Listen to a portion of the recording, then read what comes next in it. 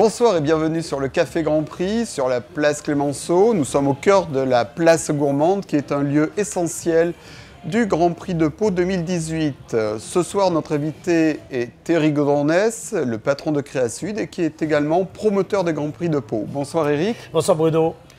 Éric, nous sommes donc au cœur de la place gourmande qui est un des endroits essentiels des Grands Prix de Pau cette année. Essentiel, c'est en tout cas une porte d'entrée, une porte de sortie incontournable pour les Grands Prix de Pau. Et c'est un trait d'union entre les deux week-ends de Grands Prix. C'est un lieu festif, ouvert à la fête et un lieu animé autour de ces deux compétitions. Parce que les Grands Prix, ce ne sont pas que des voitures qui tournent sur 2 km 960 de circuit. C'est également une opération d'animation beaucoup plus large qui a vocation à rayonner sur toute la ville.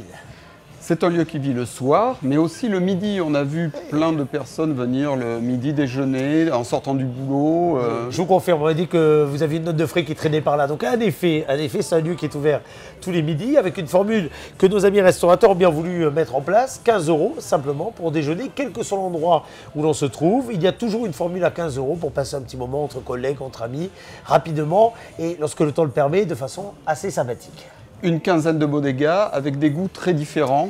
Oui, c'était un petit peu le pari cette année, d'avoir des offres très diversifiées et de faire de la place Clémenceau le temple des cuisines nomades. Alors sucré, salé, liquide, solide, régional, voire quasi international, on trouve de tout. C'est un petit peu le principe avec un petit air de fête supplémentaire donné le soir avec un peu de musique, des groupes musicaux qui viennent, qui tournent, des DJ.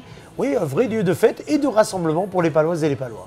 Autre rendez-vous important entre les deux Grands Prix de Pau, le Grand Prix moderne et le Grand Prix historique, les assises de l'automobile qui ont lieu ce vendredi soir au Palais Beaumont.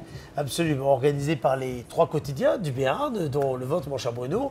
Le principe est de permettre, à l'occasion de ces deux Grands Prix, de réunir des experts, des passionnés, des spécialistes de l'automobile pour s'interroger sur ce qu'est l'automobile aujourd'hui dans notre vie quotidienne et surtout ce qu'elle sera demain. Ce rendez-vous est ouvert au grand public? Oui, c'est entièrement gratuit, tout le monde peut venir, 16h30. Que vous soyez passionné ou bien simplement utilisateur, collectionneur, voire même, si vous vous interrogez sur la place de l'automobile dans notre vie quotidienne, dans les centres-villes par exemple, vous pouvez venir débattre avec nos experts à partir de 16h30 vendredi. Quels sont ces experts présents à Pau? Alors, 2 thèmes égale 2 types d'experts. Un premier thème, on va vraiment s'interroger sur les évolutions à venir dans le monde de l'automobile. Évolution technique, technologique, évolution en matière d'énergie. Ce n'est pas dans un lieu qui abrite à la fois Total, à la fois Terrega, à la fois d'autres entreprises importantes dans le domaine de l'énergie que l'on peut s'abstenir de s'interroger sur quelle énergie demain pour l'automobile. Nous aurons également des constructeurs, des représentants de grandes marques, marques à losange, marques de petites voitures mini, qui n'ont de mini que le nom, vous l'imaginez bien, qui viendront ici débattre sur les principales évolutions ou tendances dans les années à venir. Des élus seront également là pour se demander quelle place accorder à l'automobile, notamment dans les déplacements urbains, sujet ô combien d'actualité, vous en conviendrez.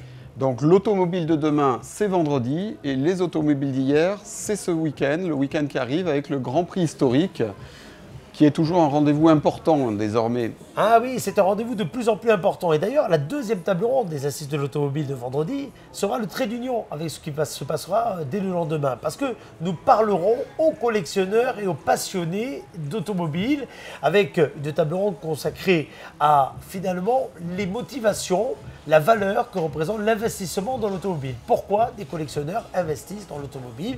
Nous serons accompagnés de spécialistes des ventes, des fameuses ventes aux enchères qui dans le monde de l'automobile sont très importantes. Nous aurons également des véritables passionnés sportifs. Jacques Lafitte sera parmi nous pour en débattre. Et il restera ensuite tout le week-end pour ce Grand Prix historique qui cette année a pris encore plus d'ampleur.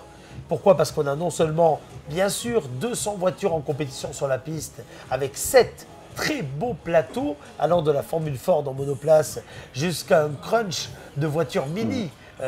Tout le long du week-end, un crunch franco-anglais de voitures mini. Ce qui veut dire du spectacle? Oui, du spectacle et sur la piste, côté petite bataille, et puis dans les paddocks, pour celles et ceux qui veulent les approcher. Et puis nous aurons également 480 collectionneurs qui viennent de France, d'Espagne, du Portugal, d'Angleterre en particulier, pour venir ici exposer leur permis mécanique et transformer le Palais Beaumont, le Parc Beaumont en général, en véritable non seulement écrin de verdure, mais surtout musée à ciel ouvert de l'automobile. Ce rendez-vous est évidemment ouvert au grand public, Ah oui. avec des entrées à partir de quelle heure samedi?